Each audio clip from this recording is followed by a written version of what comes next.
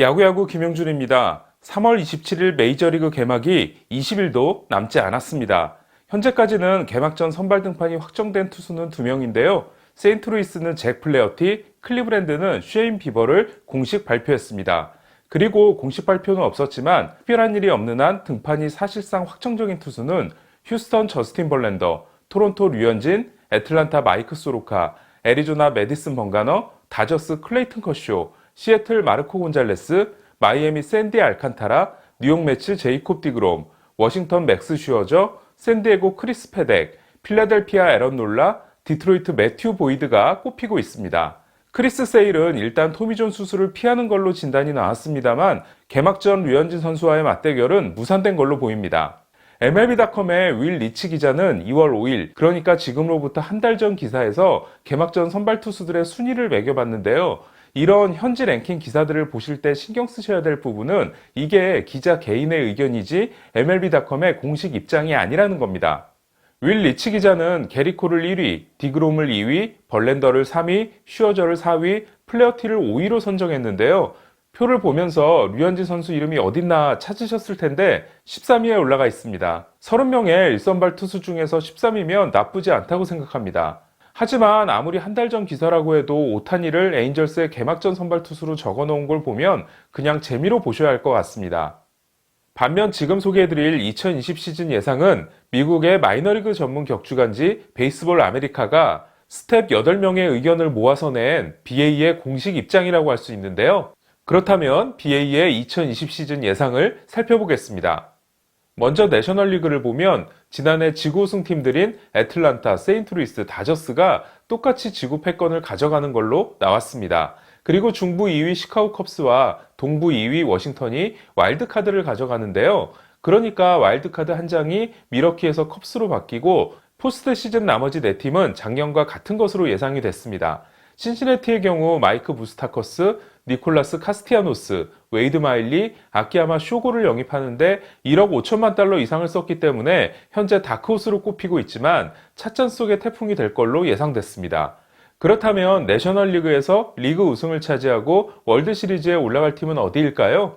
BA는 다저스의 월드시리즈 진출을 예상했습니다. 다음으로 아메리칸 리그를 보면 양키스, 미네소타, 휴스턴의 지구 우승과 오클랜드, 템파베이의 와일드카드 진출. 뭐 이거 완전 작년과 똑같은데요? 지난 시즌 순위에서 바뀐 건 딱 하나, 서부지구 3위가 텍사스가 아니라 에인절스라는 겁니다. 저도 매년 예상을 했다가 틀리기를 반복하고 있는데요. 이게 막상 해보면 상당히 보수적으로 뽑게 되더라고요. 어쨌든 이렇게 해서 아메리칸 리그의 우승팀은 양키스입니다. 결국 BA는 양키스와 다저스의 월드시리즈 격돌을 예상했습니다. 양키스와 다저스는 월드시리즈에서 가장 많이 만난 사이입니다. 그동안 115번의 월드시리즈에서 무려 11번을 격돌했는데요. 그러니까 지금까지 열린 월드시리즈의 9.5%가 두 팀의 대결이었던 겁니다. 두 팀의 관계는 NBA 셀틱스 레이커스의 관계와 비슷합니다. 보스턴 셀틱스와 레이커스는 NBA 파이널에서 역대 최다인 12번을 만났는데요. 셀틱스가 9승 3패라는 일방적인 우위를 점하고 있습니다. 셀틱스는 빌 러셀이 있었을 때 7전 전승, 러셀이 없을 때 2승 3패를 기록했는데 레이커스는 미네소타 시절부터 셀틱스를 상대로 파이널 8전 전패를 이어가다가 1985년 마침내 첫 승리를 거두게 됩니다. 제가 NBA는 잘 몰라서 맞는지 자신이 없네요. 어쨌든 다저스 역시 양키스가 징글징글했는데요. 다저스는 월드시리즈에서 양키스에게 5전 전패를 당하다가 1955년 마침내 양키스를 꺾고 월드시리즈 첫 우승을 차지합니다. 하지만 이듬해 다시 만난 양키스에게 또 졌고 심지어 돈 라슨에게 월드시리즈 퍼펙트 게임을 내주기도 했습니다. 이렇게 다저스는 1승 6패라는 초라한 월드시리즈 맞대결 성적을 들고 1958년 브루클린을 떠나 LA로 건너오는데요. 그리고 1963년 샌디 코펙스를 앞세워 양키스를 상대로 4연승을 거두는 속 시원한 복수를 합니다. 다저스는 그 뒤로도 양키스와 3번 더 대결했는데요.